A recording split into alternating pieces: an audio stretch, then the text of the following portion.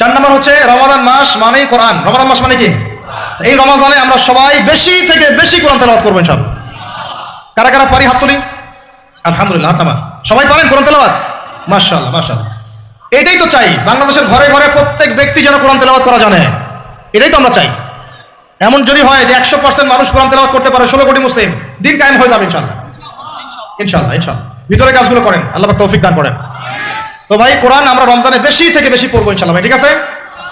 যারা পারি না একটা লিমিট ফিক্স করি, কমপক্ষে দিনে 1 পারা, দিনে কমপক্ষে 1 পারা, তাহলে 30 দিনে 1 খতম হবে। ওকে, আরো বেশি পারি 2 পারা, তাহলে 2 খতম হবে। আরো বেশি পারি 3 পারা। এমন আমাদের ইমামদের যুগে, আমাদের 4 ইমামদের যুগে, সলফে সালিহিনদের যুগে প্রতিদিনই একটা করে খতম দিতেন তারা। সুবহানাল্লাহ, তাদের সময় আল্লাহ বরকত দিয়েছিলেন। সুবহানাল্লাহ, সারা রাত জেগে তেলাওয়াত করতেছেন, নামাজ পড়তেছেন, দিনের বেলা তেলাওয়াত করতেছেন। রমজান মাস হচ্ছে কোরআন নাজিলের মাস। এই মাসে যে হতভাগা কোরআন পড়তে পারলো না, তার জন্য আফসোস করা ছাড়া কিছু করার নাই। রমজান মাসে কোরআন আগে পড়বো, কোরআন শিখবো, না পারলে কি করবো? না পারলে 1 মাসে শিখবো, অন্যকে শেখাবো, কোরআনের দার্স দিব, কোরআনের মাহফিল হবে, কোরআনের তাবলীগ হবে, কোরআন নিয়ে আলোচনা হবে ইনশাআল্লাহ। আমরা জানবো কোরআনের মধ্যে কি আছে। এটা জানার সবচেয়ে উত্তম মাস হচ্ছে কি? রমাদান। আল্লাহ পাক তৌফিক দান করেন, আমিন। যারা আমরা আরবি জানি টুকটাক ভাঙাচোরা, তারা আমরা এটা অর্থ করবো ইনশাআল্লাহ। যারা আমরা আলেম ওলামা আছে অনেকেই, যারা ইফতার দিয়েছি, দাওরা দিয়েছি, বা আমরা তালেব ইলম ওলামা ইকরাম যারা আছে, আমরা এই কোরআনের তাফসীরগুলো পড়বো ইনশাআল্লাহ। মানে কোরআনময় রমাদান, কোরআনময় কি? এবং চেষ্টা করবেন, আমার খুব ইচ্ছা হয় যদি আল্লাহ পাক আমাকে ক্ষমতা দিতেন, তৌফিক দিতেন, আমার ইচ্ছা হয় যে রমজান মাসে বাংলাদেশের যত মসজিদ আছে সমস্ত মসজিদে কোরআন শিক্ষা ফ্রি হয়ে যাবে ইনশাআল্লাহ। ভালো উদ্যোগ না? বাংলাদেশে কত মসজিদ আছে? 1000 না লাখ?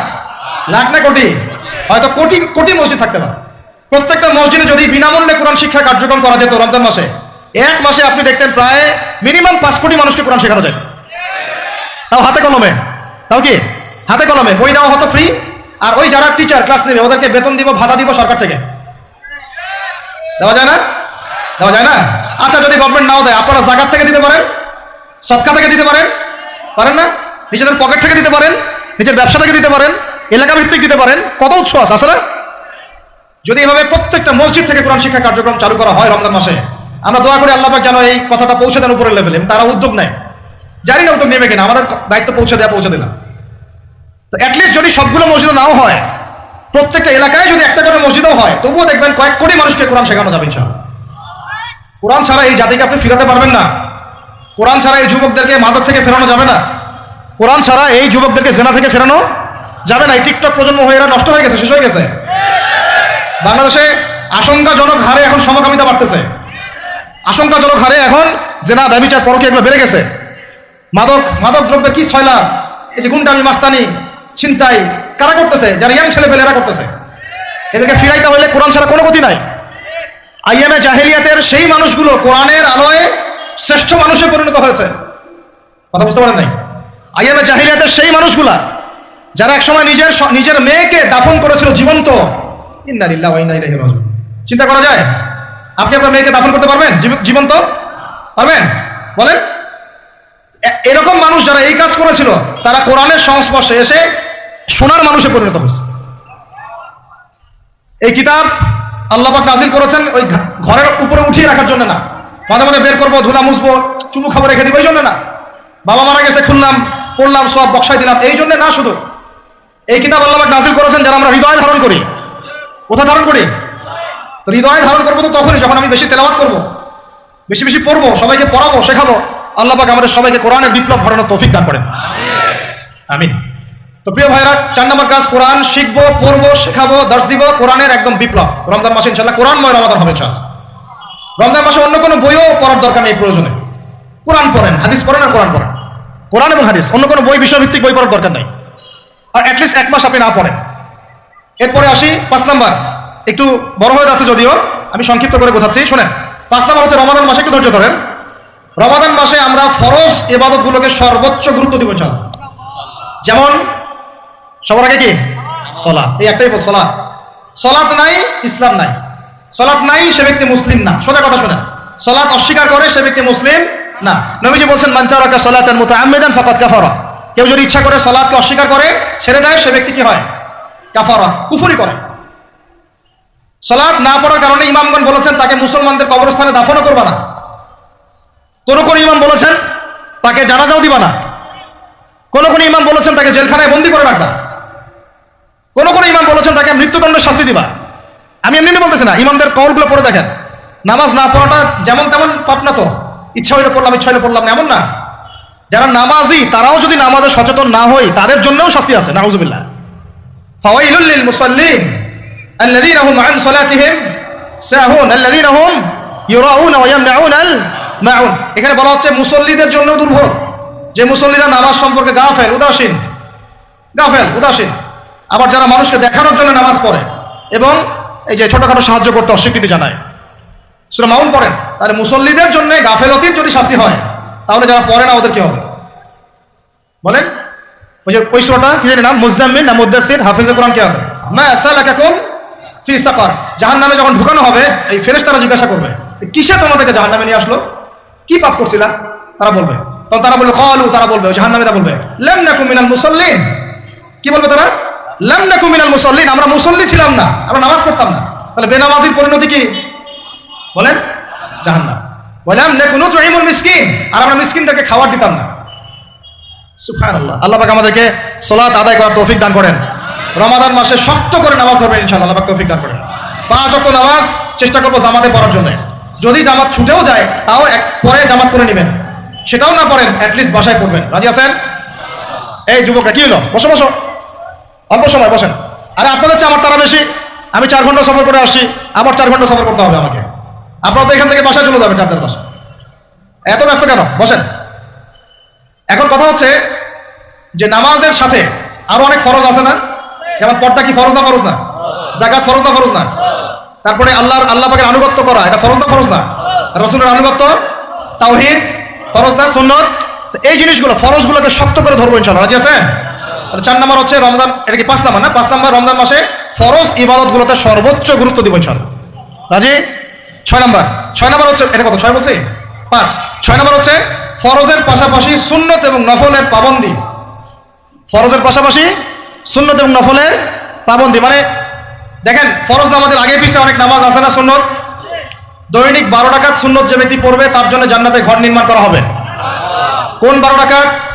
ফজরের আগে 2, ফজরের আগে, জোহরের আগে 4, তারপরে 2, তারপরে মাগরিবের পরে, এশার পরে, মোট কত হলো? 12। এই 12 রাকাত নামাজ যে ব্যক্তি দৈনিক পড়বে তার জন্য জান্নাতে ঘর নির্মাণ করা হবে। তো রমজান ছাড়া এগুলো ধরার উত্তম কোনো সময় আছে? অনেক সময় মিস হয়ে যায়, রমজানে যারা ধরি আমরা, আল্লাহ পাক তৌফিক দান করেন। এর পাশাপাশি দেখেন দৈনন্দিন অনেক সুন্নতের আমল আছে না? বিভিন্ন কাজের দোয়া, মাসনুন দোয়া, জিকির আজকার, এগুলো আছে না? এই প্রত্যেকটা কাজকে শক্ত করে রাখতে ধরবো ইনশাআল্লাহ, আল্লাহ পাক তৌফিক দান করেন। আমিন। যে কাজটা করবেন তার আগে জেনে নেবেন ওই কাজটা কিভাবে করলে সুন্নত হবে।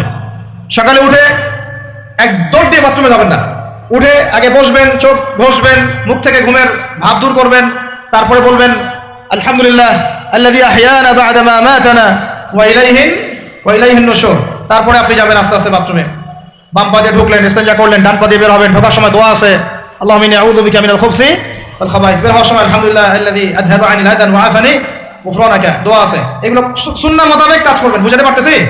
কাপড় পরবেন, যে কোনো কাপড় পরবেন না, যে কাপড় যে সুন্নত নবী পড়তেন সেই সুন্নত পরবেন। চেহারা নবীর মতো হতে হবে, ক্লিন শেপ চেহারা চলবে না, ক্লিন শেপ চেহারা চলবে না। অনেকে মনে করেন যে এটা তো ফরজ কিছু না, এত তাচ্ছিল্য করেন কেন? এটাকে শেভ করা মানে হলো নবীর সুন্নতকে জবাই করা। বুঝাতে পারি নাই? এক মুষ্টি রেখে কাটেন, সেটা আলাদা ইস্যু, আলাদা মাসালা। কিন্তু পুরুষের চেহারায় দাড়ি থাকতেই হবে, মাস্ট বি। পোশাক আশাক থাকতেই হবে নবীর মতো। আমরা আমাদের সংস্কৃতি নিয়ে গর্বিত না? ইসলামিক সংস্কৃতি কোনো দেশ, জাতি, বর্ণ নির্দিষ্ট করে আছে না? সবার জন্য। আমাদের নবী কি আরবদের নবী না পুরো বিশ্বের নবী? তাহলে আমাদের নবীর সুন্নত কি শুধু আরবরা পালন করবেন, আমরা সবাই করবো? এখন আমাদের সবার চেহারা নবীর সুন্নাহ অনুযায়ী হতে হবে। গোফ ছোট করতে হবে, দাড়ি লম্বা করতে হবে, পোশাক ঠিক করতে হবে, টাকনুর উপরে কাপড় পরতে হবে। এখন ছেলেরা পরে টাকনুর উপর কি, হ্যাঁ ছেলেরা পরে টাকনুর নিচে, আর মেয়েরা পরে কি উপরে। এরপরে বসে ছেলের সাথে বাইকে, দেখবেন হাঁটু পর্যন্ত দেখা যায়। সেটা এমন না? এখন হুজুর আপনারাও দেখেন না? আমরা দেখি না, আপনারা দেখান। আমরা কি করি না? আমরা দেখি না, বরং আপনারা দেখান। দেখালে আমরা চোখটা সরাই বলি আউযু বিল্লাহি মিনাশ শাইতানির রাজিম। চোখে বললে আমরা কি বলি? আউযু বিল্লাহি মিনাশ শাইতানির রাজিম। এখন আসেন আমাদের পোশাক আশাক, কথাবার্তা, চলাফেরা, আমল, খাওয়া, ঘুম, ব্যবসা বাণিজ্য যা আছে, রাজনীতি, অর্থনীতি, সমাজনীতি, সবকিছু নবীর সুন্নাহ মাফিক ঢেলে সাজাইতে হবে। রাজি কিনা? রমজান মাসে এটা নিয়ত করা যাবে ইনশাআল্লাহ? ইনশাআল্লাহ, আল্লাহ পাক তৌফিক দান করেন, আমিন। কয়টা বলছি ভাই? 6টা? 7টা? 6টা। 7 নম্বর আসেন ভাই। 7 নম্বর হচ্ছে আমরা কোন অবস্থায় হারাম কোন রিজিকে যাব না। রাজি? রোজা রাখতেছেন, ইবাদত করতেছেন, নামাজ পড়তেছেন, তারাবি পড়বেন, অনেক কিছু করবেন, এবার এদিকে রিজিকে সুদ, এদিকে রিজিকে ঘুষ, রিজিকে এখানে দুর্নীতি, এখানে করাপশন, এখানে বাপে কম দেওয়া, একটা ইবাদতও কবুল হবে না। হারাম রিজিক থাকলে বিশ্বাস করেন, আমি এমনি কথা বলতেছি না, নবী সাল্লাল্লাহু আলাইহি ওয়াসাল্লাম বলেছেন, ইন্নাল্লাহা তাইয়্যিব লা ইউকবালু ইল্লা তাইয়্যিব। আল্লাহ পবিত্র, আল্লাহ পবিত্র ছাড়া গ্রহণ করেন না, কবুল করেন না। মুসাফিরের দোয়া আল্লাহ ফিরাই দেন না, সেই মুসাফির যদি হারাম খায় সেই দোয়াও কবুল হচ্ছে না। একজন মুসাফির হাত তুলে দোয়া করছিলেন, নবীজি বলছেন, মাথায় ধুলা, গায়ের কাপড় ঠিক নাই, মুসাফির সেজদায় আল্লাহর কাছে দোয়া করছে, হাত তুলে দোয়া করছে, আল্লাহ আমাকে এটা দাও, ওইটা দাও, ইয়া রব্বি ইয়া রব্বি ইয়া রব্বি। নবীজি বলছেন, এই ব্যক্তি যদিও মুসাফির, কিন্তু কিভাবে তার দোয়া কবুল হতে পারে? তার পানীয়টা হারাম, তার খাবারটা হারাম, তার পোশাকটা হারাম। যেতে পারছে ভাই? এমনিতে মুসাফিরের দোয়া কবুল হয়, 3 ব্যক্তির দোয়া আল্লাহ ফিরাই দেন না। কয় ব্যক্তি? এক নম্বর হচ্ছে মুসাফির, 2 নম্বর হচ্ছে কি সন্তানের জন্য পিতামাতার দোয়া, আর 3 নম্বর কি মাজলুমের দোয়া। মাশাআল্লাহ, আপনারা জানেন ভালোই। মাজলুম মানে কি? যার উপর জুলুম করা হয়, যার উপর জুলুম করা হয়েছে। আমরা এখন কিন্তু সবাই মাজলুম, তাই না ভাই? পুরো মুসলিম উম্মাহ এখন মাজলুম। ইনশাআল্লাহ এই অবস্থা থাকবে না। ইনশাআল্লাহ জালেম যেখানে জুলুম করবে পতন হবে, সমস্ত জালেমদের পতন বিশ্ব থেকে হবে ইনশাআল্লাহ। এটা সময়ের ব্যাপার। কিসের ব্যাপার? আল্লাহ পাক পরীক্ষা করছেন আমাদেরকে। ইসরায়েল সারা জীবন বোম মারতে থাকবে না ইনশাআল্লাহ তাআলা। ফিলিস্তিনের মা বোনরা এভাবে ধর্ষিত হবে না ইনশাআল্লাহ। একদিন ওই বাচ্চারা বড় হবে, ওরা যুদ্ধ করবে ইনশাআল্লাহ। এই ভাইরা যাদেরকে মারা হচ্ছে, এই লীলা খেলা চলবে না ইনশাআল্লাহ। ইনশাআল্লাহ তাআলা এই হাদিসের উপর বাস্তবায়ন হবে। কোন হাদিস? নবীজি বলেছেন, লা তুকাতিলুন্নাল ইয়াহুদ, তোমরা অবশ্যই এই জালেম ইহুদিদের সাথে যুদ্ধ করবেই। ওয়া লা তাকতুলুন্নাহুম, তোমরা অবশ্যই এদেরকে হত্যা করবেই। এমনকি ওরা পাথরের পিছনে লুকালেও, হাত্তা ইয়াকুলুল হাজার ওয়াশ শাজার, পাথর গাছ কথা বলা শুরু করবে।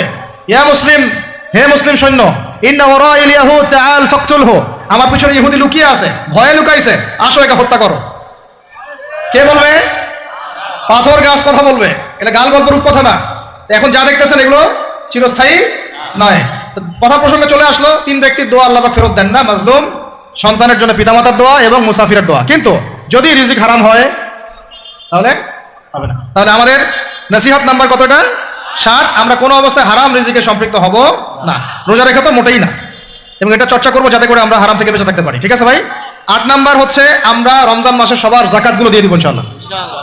যাকাত যাদের ফরজ হয়েছে আল্লাহর রাস্তায় যাকাত দিয়ে দেন। যাকাত দিবেন না, এটাও জাহান্নামে যাওয়ার অন্যতম কারণ। ওই সম্পদগুলোকে এভাবে গলানো হবে, গলিয়ে মুখে, গালে, পার্শ্বদেশে, চামড়ায় লাগিয়ে দেওয়া হবে। নাউজুবিল্লাহ। সূরা তাওবায় আছে, কোন সূরায়? তাওবায়। যাকাত দিতে হবে। কেউ যদি যাকাতকে অস্বীকার করে সে কাফের হয়ে যাবে। কেউ যদি যাকাতকে অস্বীকার করে কি হয়ে যাবে? কাফের হয়ে যাবে। কেউ যদি মনে করে নামাজ ফরজ, নামাজ মানি, যাকাত মানি না, কি হয়ে যাবে? কাফের হয়ে যাবে। এখন আমার কথা হচ্ছে, ইসলামী অর্থনীতির মূল ভিত্তি হচ্ছে যাকাত। যাকাত যদি ঠিকঠাক মতো দিতেন, বাংলাদেশে একটা দরিদ্র মানুষও খুঁজে পাওয়া যেত না। এটা গাল গল্প না, এটাই বাস্তবতা। কিন্তু আমরা সেটা বাস্তবায়ন করতে পারছি না। আমার কথা শোনেন ভাই, বাংলাদেশে এমন অনেক মানুষ আছে, হাজার হাজার, যাদের যাকাত যদি আপনি কালেক্ট করতে পারেন, সমাজে একটা দরিদ্র মানুষও খুঁজে পাওয়া যাবে না। এমন একজন মানুষের যাকাত দিয়ে আপনি একটা গ্রামের মানুষের খাওয়াইতে পারবেন। মিলসের মালিক যাকাত দেয় না, গার্মেন্টসের মালিক অনেক যাকাত দেয় না, ফ্যাক্টরি মালিক যাকাত দেয় না, অনেকে কানাডায় বাড়ি ঘর করতেছেন, এখানে যাকাত দেন না। আছে না এরকম? যাকাত না দিলে ইসলামের খুঁটি থেকে নাম কাটা পড়ে গেল।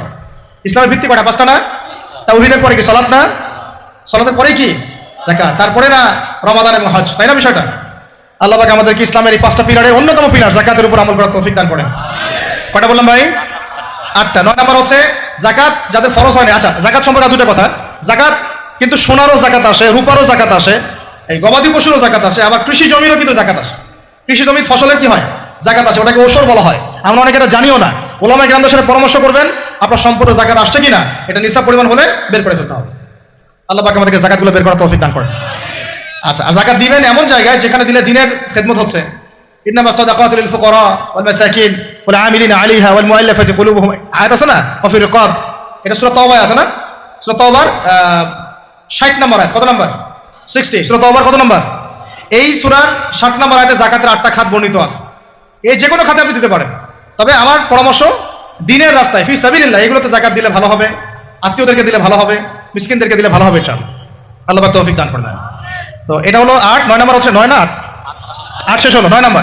9 নম্বর যাকাত ছাড়াও আমরা বেশি বেশি দান সদকা করবো ইনশাআল্লাহ। রমজানে বেশি বেশি সদকা করবেন, বেশি বেশি সদকা।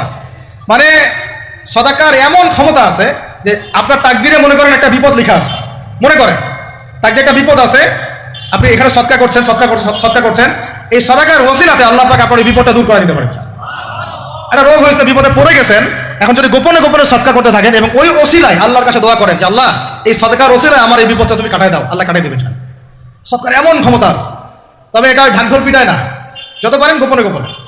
হ্যাঁ, প্রকাশ্যেও দেওয়া যায়, গোপনে দেওয়া উত্তম, গোপনে দেওয়া কি উত্তম, প্রকাশ্যেও দেওয়া যাবে, কোনো সমস্যা নেই। আমরা সদকা দিব বেশি বেশি চেষ্টা করবো আত্মীয়র হক দেওয়ার, আত্মীয়দেরকে দেওয়ার জন্য, প্রতিবেশী, আমাদের সমাজের ইয়েতিম, আমাদের সমাজের বিধবা, আমাদের সমাজের মিসকিন, ভালো ভালো জায়গায় সদকা করবেন। ঢাকা শহরে দেখা যায় অনেক সময় আমরা গাড়ি নিয়ে যাই, গাড়ির সামনে গ্লাসে নক করে টাকা যাচ্ছে, আল্লাহর ওয়াস্তে কিছু দেন। কে জানি হাদিসটা ভিক্ষুকদেরকে শিখাইছে। কোন হাদিস জানেন? যে আল্লাহর ওয়াস্তে কারো কাছে কিছু চাইলে ফিরাইতে হয় না। আল্লাহর ওয়াস্তে যদি কেউ আপনার কাছে কিছু চায়, আল্লাহর ওয়াস্তে ভাই আপনার কাছে আমি 10টা টাকা যাচ্ছি, থাকলে দেন, তাহলে এটা ফিরাইতে হয় না। বেচারা আল্লাহর ওয়াস্তে চাইছে, আমি ফিরাবো কেন? আল্লাহর দোহাই দিছে। তো প্রত্যেকটা ভিক্ষুক দেখবেন চায় আল্লাহর ওয়াস্তে দেন, সেটা নিয়ে গাঁজা খাক আর কি করে করবো, আল্লাহর ওয়াস্তেই চাচ্ছে। অনেক সময় দেখা যায় অনেক ভিক্ষুকের ফ্ল্যাট আছে ঢাকায়, কি আছে, আর আমরা ভাড়া থাকি, যারা দেই তারা ভাড়া থাকি, ওই ভিক্ষুকের ফ্ল্যাট আছে। সুবহানাল্লাহ। তো প্রতারণা যুক্ত, বোঝার বুদ্ধি নাই কোথায় দিলে ভালো হবে, এই জন্য বাছাই করে করে সদকা করবেন, দিনই খাতগুলোতে বেশি সদকা করবেন, আল্লাহ পাক তৌফিক দান করবেন। আর সবচেয়ে ভালো হয়, আমার পরামর্শ, সবচেয়ে ভালো হচ্ছে আত্মীয়দেরকে দিবেন। এখানে আপনি 2টা নেকি পাবেন। কয়টা?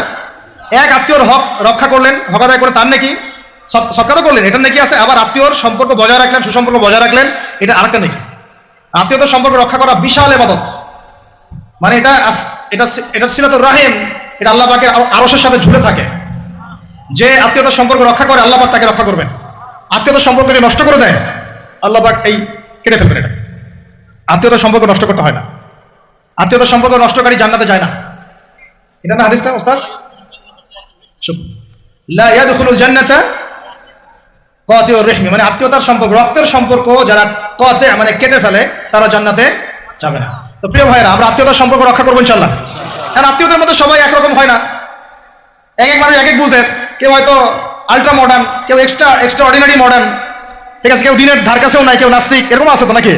তা আপনি সৌজন্যমূলক সম্পর্ক বজায় রাখবেন, সালাম কালাম বিনিময়ে আসলে মেহমানদারি করা, সৌজন্যমূলক সম্পর্ক কি করবেন, বজায় রাখবেন। আল্লাহ পাক আমাদেরকে বোঝার তৌফিক দান করুন। কটা বলছি, 8 না 9? 9টা। 10 নম্বর হচ্ছে ভাই, রোজা রেখে বেশি বেশি ইস্তেগফার করবেন। কি করবেন বলেন? রোজা রেখে বেশি বেশি ইস্তেগফারের সবচেয়ে ছোট্ট বাক্যটা হচ্ছে আস্তাগফিরুল্লাহ ওয়া আতুবু ইলাইহি। কি বললাম বলেন? আস্তাগফিরুল্লাহ ওয়া আতুবু ইলাইহি। এইটুকু পারা যাবে না? দিনে কমপক্ষে 100 বার। কতবার? দিনে কমপক্ষে 70 বার বা 100 বার। দিনে কমপক্ষে 70 বার বা 100 বার, আরো বেশি পারলে আরো ভালো। ওই যে হিসনুল মুসলিম একটা বই আছে না, বা কিতাবুজ জিকির, কিতাবুদ দুআ, আল আজকার, এমন অনেক বই পাওয়া যায়। এই বইগুলো কিনবেন, ওখানে দেখবেন অনেক জিকির আজকার দেওয়া আছে, দৈনন্দিন জিকির আজকার দেওয়া আছে, তাসবিহ তাহলিল দেওয়া আছে, সকাল সন্ধ্যার মাসনুন দোয়াগুলো দেওয়া আছে। এগুলো মুখস্থ করেন, কিছু হলেই হুজুর দোয়া করে দেন, হুজুর ফুদিয়ে দেন, হুজুর পানি পড়া দেন। আগে হুজুরের উপর ডিপেন্ডেন্সি কেন আপনার? নিজে আল্লাহর কাছে চাওয়া শিখেন। সেজদায় গিয়ে আল্লাহকে বলেন, আল্লাহ আমার অসুস্থ, আমি অসুস্থ, আমাকে শিফা দাও।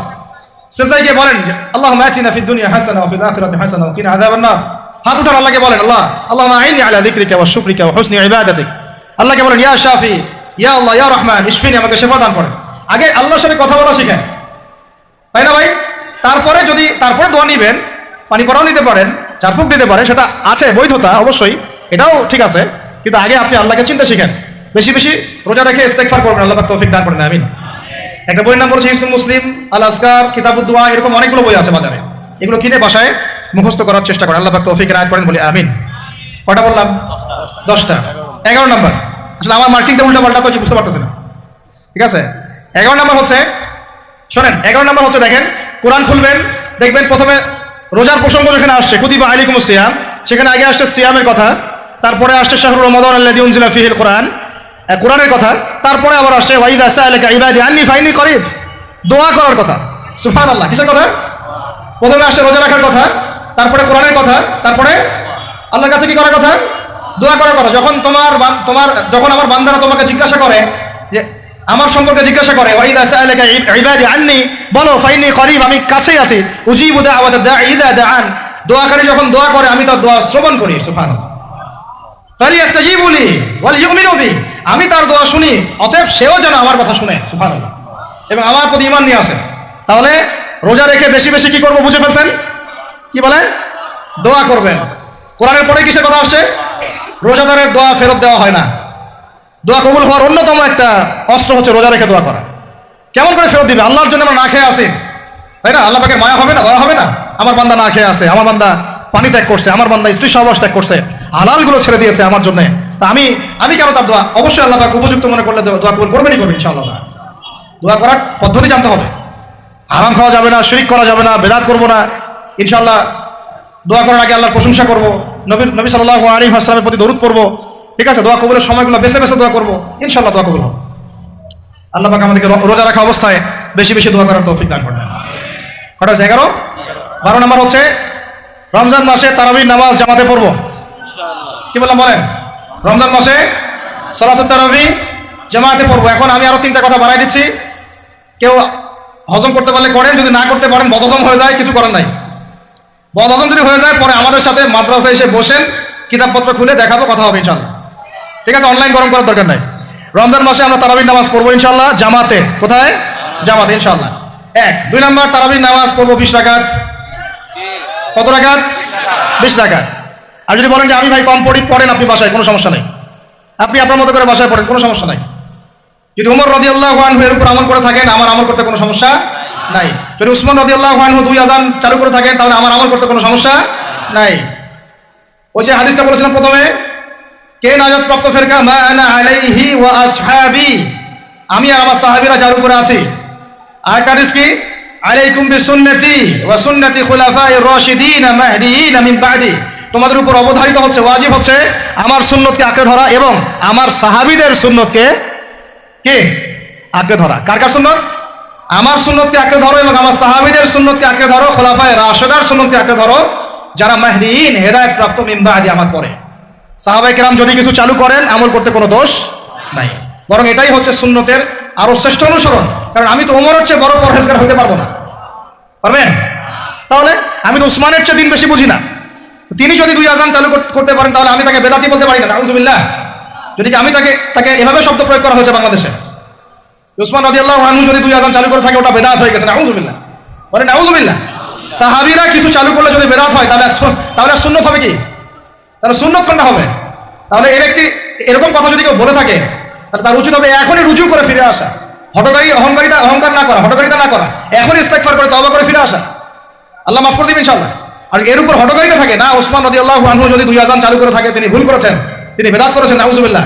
বিশ্বাস করেন, সাহাবীদেরকে এভাবে কটাক্ষ করলে, আন্ডারএস্টিমেট করলে, এভাবে কথাবার্তা বলে, শানের খেলাফ কথা বললে ঈমানও চলে যেতে পারে।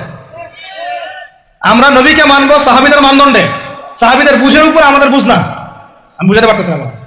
নবীকে মানবো, অবশ্যই মানবো। কার মাধ্যমে? কাদের মধ্য দিয়ে? সাহাবাদের তরিকার মধ্য দিয়ে। সাহাবাদের তরিকা আমি কি ধাবাস করে পাবো? তাবেঈ লাগবে, তাবেঈ লাগবে। এই সিলসিলা মেনটেন করে আমাকে মানতে হবে। কোরআন এবং হাদিস তো সবার ভাষায় আছে। আপনাকে যদি আমি এখন বলি যে ক্রিপ্টোকারেন্সি হালাল না হারাম, আপনি কি বের করে দিতে পারবেন এখন আমাকে? পারলেও আপনার আরো 15-20 বছর গবেষণা করতে হবে। তারপরে যারা এগুলো নিয়ে গবেষণা করে, তাদের কাছে আসতে হবে, জিজ্ঞাসা করতে হবে, বলতে হবে, তারা ফতোয়া দিলে মানতে হবে। ফাসআলু আহলা যিকরি ইন কুনতুম লা তা'লামুন, তোমরা আহলে জিকিরদেরকে জিজ্ঞাসা করো, আহলুল ইলমদেরকে জিজ্ঞাসা করো যে বিষয় তোমরা জানো না। তাহলে আমাদের সমাজে এরকম অনেক ফিতনা চলতেছে, অনলাইনে এই ফিতনাগুলো অনেক বেশি। আর ইয়াং ছেলেপেলেরা এখন দিন শেখে অনলাইন থেকে, এরা দিন মাদ্রাসায় এসে শিখতেছে না। স্পেশালি যারা জেনারেল লাইন থেকে আসছেন, তাদের সমস্যা আরো বেশি এবং তারা অনেকে বিভ্রান্ত হয়ে যাচ্ছে না। তাই আমি রিকোয়েস্ট করবো, কথা অন্যদিকে নিয়েন না। আমি আপনার দুশ্মন না, আমি আপনার বন্ধু, শুভাকাঙ্ক্ষী। আপনাদেরকে ওলামায়ে কেরামদের সোহবতে আইসা দিন শিখতে হবে। অ্যাপস থেকে দিন শিখবেন না। অ্যাপস থেকে একবার হাদিসের রেফারেন্স পাইছি, বাস কাম সারা। জি না, ওই হাদিস তাহকিক করার ব্যাপার আছে, উসুলের ব্যাপার আছে, আসমাউল রিজালের ব্যাপার আছে, তাআলিলের ব্যাপার আছে, অনেক বিষয় আছে। একটা মাসালা ইসতিমবাত করতে হলে অনেকগুলো বিষয় একসাথে লাগে। আর অনলাইনে শায়েখ হওয়ার জন্য কিছু লাগে না, খালি পড়র পড়র করতে পারলেই হয়। অনলাইনে যে কোরআন তেলাওয়াতও করতে পারে না, সেও শায়েখ হয়ে বসে আছে। শুধু শায়েখ না তো, মহাপণ্ডিত, সে পুরো ওলামায়ে দেওবন্দের সাথে একাই বাহাস করতে পারবে। এটা বলছে যে আরে ওলামায়ে দেওবন্দ আর কি, সবগুলোকে ডাকো, সব ওলামায়ে দেওবন্দ এক পাশে বসবে, সে আরেক পাশে বসবে, ও বলে একাই যথেষ্ট। এটা মানসিক রোগী, এগুলো কি মানসিক রোগী। তো মানসিক বিকারগ্রস্ততার থেকে দিন শেখার চাইতে আপনার দিন মাদ্রাসায় গিয়ে শেখা অনেক ভালো। মানসিক বিকারগ্রস্ততার থেকে দিন শেখা বাদ দিয়ে মাদ্রাসায় গিয়ে ওলামায়ে কেরামের সাথে পরামর্শ করে দিন শেখেন, আল্লাহ পাক তৌফিক দান করেন। ইয়াংদেরকে আমি বারবার এটা নসিহত করতেছি, ইয়াংরা অনেকে পাপিস্তায় চলে যান অনেকদিন। ভাই ওলামায়ে কেরামের সোহবতে থাকেন, ইনশাআল্লাহ আপনি সেফ অ্যান্ড সাউন্ড থাকবেন। তাদের মধ্যে যদি ইখতিলাফ যদি হয় কোনো মাসালায়, এবং একাধিক মাসালাও যদি প্রমাণিত হয়, দুইজন ভাই দুজনের উপর আমল করেন, কোনো সমস্যা নেই। বনু কুরাইজায় গিয়ে একদল আসল করেছেন রাদিয়াল্লাহু আনহুম আজমাইন, সাহাবীদের মধ্যে, আর একদল আসল পড়ে গিয়েছেন। নবীজিকে বলেছেন দুজনের মধ্যে অমুক ঠিক আর অমুক বেঠিক। দুজনকে বলেছেন তোমরা দুইজনে ঠিকের উপর আসো, সমস্যা। এরকম বুঝগত পার্থক্য থাকতে পারে, ইখতিলাফি মাসালা থাকতে পারে, ওইগুলোকে নিয়ে এভাবে সমাজকে বিচ্ছিন্ন করবেন না, বিভক্ত করবেন না। তো এখানে প্রমাণিত একটা চিরায়ত একটা আমল সালফে সালিহীন যুগ থেকে চলে আসছে। আমরা তারাবি জামাতে পড়বো ইনশাআল্লাহ, 2 সর্বোচ্চ সংখ্যায় পড়বো ইনশাআল্লাহ। আমরা 20 রাকাত পড়বো ইনশাআল্লাহ। আপনি যদি 8 রাকাত বা 12 রাকাত 14 রাকাত 15 রাকাত পড়তে চান পড়েন, কোনো সমস্যা নেই। আপনার সাথে আমি যুদ্ধ করতে যাবো না, এটা তো ফরজ না। ফরজ কি? যুদ্ধ করার দরকার নেই, পড়তেছে পড়ুক, সমস্যা নাই। আমরা 20 রাকাত পড়বো ইনশাআল্লাহ, সমস্যা আছে কোনো? কেউ যদি 20 রাকাতকে বেদাত বলে তখন সমস্যা হবে। যদি কেউ 20 রাকাতকে কি বলে? বেদাত বলে, তখন সমস্যা হবে। তখন বলবো যে মাদ্রাসায় আসেন, বসেন। মাদ্রাসা আসতে চায় না, অনলাইনে ভাস চায়, মাদ্রাসা আসতে চায় না। মাদ্রাসা আসলে বইপত্র তো পড়তে বলবো যে এই যে আরবি কিতাবটা পড়েন, পড়তে পারবে না। আমি তিনটা কথা বলেছি, কিচ্ছু করতে হবে না। বাহাসের 3টার যে কোনো একটা যদি করতে পারে আমরা হেরে গেছি। ওলামায়ে কেরাম বলবো আমরা সবাই হেরে গেছি। যে কোনো একটা মেশকাতের ক্লাসের কোনো হাদিসের কিতাব, বা দাওরা ক্লাসের কোনো হাদিসের কিতাব, যে কোনো একটা, ধরেন যে ফয়জুল কালাম বা কি হাদিস আরবাঈন, অথবা ধরেন যে আল বুলুগুল মারাম মিন আদিল্লাতিল আহকাম, মিশকাতুল মাসাবিহ, এরকম কিছু কিতাব, রিয়াদুস সালিহিন, এরকম মূল জামাত মাসহাফগুলো আছে, নুসখাগুলো খুলে দেওয়ার কাজ, যে একটু পড়ে শোনা হাদিসে কি লেখা আছে। যদি পড়ে দিতে পারে, রিডিংটা পড়ে দিতে পারে, হেরে গেছে, আর লাগবে না কিছু, বাস এতটুকু। আর যদি বলে যে না এটা পারতেছে না, আরো সহজ করে দিচ্ছে, তাহলে আল্লাহর কিতাব খুলে দেয়া, আল্লাহর কিতাব খুলে যে কোনো একটা পৃষ্ঠা খুলে দিয়ে খালি বলবো যে এই পৃষ্ঠাটার একটু অর্থটা বলে শোনা। এই যে এই পৃষ্ঠাটার খুললাম, এটা কোন সূরা? সূরা কলম। ইন্না রাব্বাকা হুয়া আ'লামু বিমান দাল্লা আন সাবিলিহি ওয়া হুয়া আ'লামু বিল মুহতাদিন। এইভাবে ফালা তুতি'ল মুকাজ্জিবিন ওয়াদু লাউ তুদহিনু ফায়ুদহিনুন, এখান থেকে শেষ পর্যন্ত ক্বালু ইয়া ওয়াইলানা ইন্না কুন্না তাগিন। জাস্ট এটা পড়ে অর্থটা বলেন কি লেখা আছে। যদি অর্থ বলতে পারে, হেরে গেছি, বাস আর কিছু লাগবে না। এটাও যদি না পারে, তৃতীয় অপশন, লাস্ট, যে কোনো একটা পৃষ্ঠা খুলে বলবো যে ভাই, হে আমার দিনী ভাই, মুসলিম ভাই, শুধু এইটাকে রিডিংটা পড়ে শোনার, অর্থ করতে হবে না, সহি শুদ্ধ পাবে। যদি পড়তে পারেন, হেরে গেছি, বাস। আর কিছু পড়তে পারবো? আর কিছু বলার আছে? তো আমরা ওলামায়ে কেরামের সোহবতে যেহেতু আসি, ওলামায়ে কেরামদের সম্মিলিত ফতোয়া, তারাবির সালাত কত রাকাত? ব্যাস পড়বো ইনশাআল্লাহ। 1 নম্বর জামাতে পড়বো, তারপর ইনশাআল্লাহ আমরা 20 রাকাত পড়ার চেষ্টা করবো। বাধ্যতামূলক না ভাই, আপনি চাইলে অল্প করে চলেও যেতে পারেন। আপনি টায়ার্ড হয়ে গেছেন, 10 রাকাত পড়ছেন, 12 রাকাত পড়ছেন, বাসায় গিয়ে বাকিটা পড়বেন, বা পরে পড়বেন, বা পড়লেনও না, গোনা হবে না। কিন্তু একটা চিরায়ত, আপনি চিরায়ত একটা সুন্নাতকে বেদাত বলতে পারেন না। বেদাত বললে তখন আপনার সাথে বাহাস হবে। কি হবে? বাহাস হবে। আর 3 নম্বর কথা হচ্ছে তারাবির সালাত আমরা খতমে তারাবি পড়বো ইনশাআল্লাহ, একদম খতমে তারাবি। এটা নিয়েও কথা উঠছে, খতমে তারাবি বেদাত। আরে ভাই, রমজান মাসে যদি কোরআন খতম না দেয়, কোন মাসে খতম দিবে? এখনো তো মক্কা মদিনায় আপনি দেখবেন কি হচ্ছে, খতমে তারাবি এখনো ওখানে হচ্ছে। ওখান থেকে জোরে আমি নিয়ে আসতে পারেন, 20 টাকা তারাবি আনতে পারেন না? ওখান থেকে আপনি রফুল ইয়াদাই নিয়ে আসতেছেন, ঠিক আছে, ওকে ফাইন, আমরা কোনো ঝগড়া করতেছি না, এটা আছে, দলিল আছে, আমল করুক, সমস্যা নাই। কিন্তু আপনি সেখান থেকে খতমে কোরআন নিয়ে আসতে পারতেছেন না। আমরা কিছু নিব এমন কেন হচ্ছে? কে বলছে যে তারা কোনো মাযহাব ফলো করে না? তারা হাম্বলি ফিকহ ফলো করে, চলে। তারা একটা নির্দিষ্ট, এবং 4 মাযহাবের 4টা ফিকহের ব্যাপারে তারা উদার। বড় বড় বিশ্ববিদ্যালয়গুলোতে 4টা মাযহাবের গভীর পড়াশোনা করানো হয়। এরপরে যদি কেউ মুস্তাহিদ হয়ে যায়, সে তখন ইজতিহাদ করে চলবে ইনশাআল্লাহ। কিন্তু ওই রকম দাবি কয়জন করতে পারে যে আমি মুস্তাহিদ হয়েছি? তো আল্লাহ পাক আমাদেরকে তৌফিক দান করেন, এগুলো কথা বোঝার তৌফিক দান করেন। এগুলো বলতে চাইনি, প্রসঙ্গ এসে গেল, বলে ফেললাম। এখন ভাই বলেছি তারাবির নামাজ জামাতে, খতমে তারাবি চেষ্টা করবো ইনশাআল্লাহ 20 টাকা পড়া। আল্লাহ পাক তৌফিক দান করে। কত বললাম ভাই? 12, 7, 3টা, 13, 14, 15। 13 হচ্ছে শেষ রাত্রেও কিছুটা সময় হলেও আল্লাহকে ডাকার চেষ্টা করেন, সুন্নত নফল কিছু পড়ার চেষ্টা করেন, দোয়া করেন, কিছু কোরআন তেলাওয়াত করেন। ওই সময় আল্লাহ পাকের রহমত নেমে আসে। আল্লাহ পাক আহ্বান করতে থাকেন, কে আছো আমার কাছে চাইবা, কে আছো আমাকে ডাকবা, কে আছো আমাকে আমার কাছে কিছু চাইবা, ডাকবা, ক্ষমা প্রার্থনা করবা, আমি তোমাকে ক্ষমা করে দিব, আমি তোমাকে যা চাও তাই দিব, আমি তোমার ডাকে সাড়া দিব, এইভাবে আল্লাহ পাক ফজর পর্যন্ত বলতে থাকে। ইনশাআল্লাহ ইনশাআল্লাহ এটাকে কিয়ামুল লাইল করবেন, তাহাজ্জুদ পড়বেন।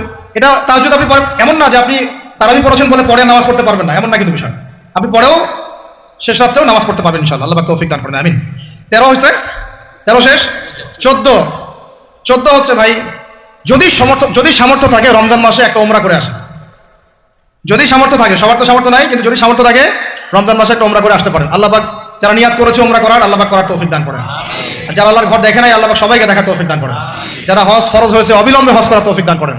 আল্লাহ পাক আমাদের সবাইকে ফরজ হজ আদায় করার তৌফিক দান করেন। এবং যাদের সামর্থ্য আছে আল্লাহর মাকবুল বান্দা, তাদেরকে আল্লাহ পাক বেশি বেশি আল্লাহর ঘর জিয়ারত করার তৌফিক দান করেন, আমিন। তো ওইখানে না গেলে ভাই ইসলামের অনেক কিছু বোঝা যায় না, মন থেকে উপলব্ধি করা যায় না। এই যে রাসূলের জীবনে আপনি পড়তেছেন, সুন্নতগুলো আমল করতেছেন, যখন তার রওজার সামনে দাঁড়াবেন, সালাম দিবেন, আসসালামু আলাইকা আইয়ুহান নবী ওয়া রাহমাতুল্লাহি ওয়া বারাকাতুহু, আপনার কলিজাটা একদম কেঁদে উঠবে। তখন মনে হবে এখানে নবী সাল্লাল্লাহু আলাইহি ওয়াসাল্লাম এখানেই আছে। তো তার যুদ্ধ করা সেই বদরের মাঠ, সেই উহুদের প্রান্তর, সেই বনু কুরাইজা, সেই আপনার মসজিদে কুবা, এই মক্কা, এই বাইতুল্লাহ, এই হারাম, এগুলো না দেখলে, চোখে না দেখলে আপনি উপলব্ধি করতে পারবেন, ফিলটা আসবে না। কথা বুঝতে পারছেন? আল্লাহ পাক আমাদেরকে সামর্থ্যবানদেরকে উমরা করার তৌফিক দান করেন। এরপরে হচ্ছে যে কয়টা শেষ হয়েছে? 14টা, 13টা, 14টা হয়ে গেছে। আচ্ছা, শেষটা হচ্ছে রমজানে আমরা আমাদের আশপাশের সমাজের যত দরিদ্র মানুষ আছে, অসহায় দরিদ্র ইয়েতিম, বিধবা, মিসকিন, এরকম মুসলিম যারা আছে, তাদের সবাইকে ইনশাআল্লাহ রমাদানের পণ্য সামগ্রী, খাদ্য সামগ্রী বিতরণ করবো ইনশাআল্লাহ। এই উদ্যোগটা আমরা সবাই নেই তো আল্লাহ পাক নেওয়ার তৌফিক দান করেন। আমি প্রত্যেকটা এলাকা ভিত্তিক যুবকরা দাঁড়ায় যাও, হালাল যাদের অর্থ ওদের থেকে কালেকশন করো, করে প্যাকেট রেডি করো। এক পাশে রমাজানের প্যাকেজ, চাল ডাল ছোলা বুট যা যা হয়, রমাজানের প্যাকেজটা করে সমাজের নিম্নবিত্ত, একদম নিম্নবিত্ত, নিম্ন মধ্যবিত্ত, নিম্নবিত্তরা চেয়ে খাইতে পারে, নিম্ন মধ্যবিত্তরা কিন্তু চেয়েও খাইতে পারে না, ওদের গায়ে রতে লাগে, তাই না? তাদের নাম লিস্ট করে করে সবার ঘরে ঘরে পৌঁছে দেওয়ার চেষ্টা করো, আল্লাহ পাক তৌফিক দান করেন। আমরা শুধু একাই খাবো, একাই পড়বো, একাই ভালো থাকবো, এটা চিন্তা করলে হবে না। সমাজের আপামর এই দরিদ্র জনগোষ্ঠীর পাশে রমজান মাসে আমাদের সবাইকে দাঁড়ানো উচিত, আল্লাহ পাক দাঁড়ানো তৌফিক দান করেন, আমিন।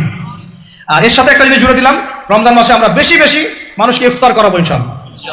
কারণ যাকে ইফতার করাবেন এই রোজাদারের রোজার নেকি আপনার আমলনামায় যুক্ত হয়ে যাবে ইনশাআল্লাহ। অতএব বেশি বেশি ইফতার করাবো এবং রমজান মাসে ইফতার বিতরণ প্রজেক্ট এবং প্যাকেজ আমরা রেডি করবো ইনশাআল্লাহ। এবং সমাজের সমস্ত দরিদ্র মানুষ, অসহায় মানুষ, ইয়েতিম, বিধবা, মিসকিন, তাদের ঘরে ঘরে আমরা গিয়ে পৌঁছে দেবো ইনশাআল্লাহ। আল্লাহ পাক আমাদেরকে এই কাজগুলো করার তৌফিক দান করেন, আমিন। তো আজকের মতো এখানে শেষ করছি। আকুলু কওলি হাযা আস্তাগফিরুল্লাহ লি ওয়া লাকুম ওয়া লিসাইরিল মুসলিমিন। বারাকাল্লাহু লানা ওয়া লাকুম বিল আয়াতিল হাকীম। ইন্নাহু তাআলা জাওয়াদুন কারীমুর রাউফুর রহিম। সুবহানাকা আল্লাহুম্মা বিহামদিক আশহাদু আল্লা ইলাহা ইল্লা আনতা আস্তাগফিরুকা ওয়া আতুবু ইলাইক।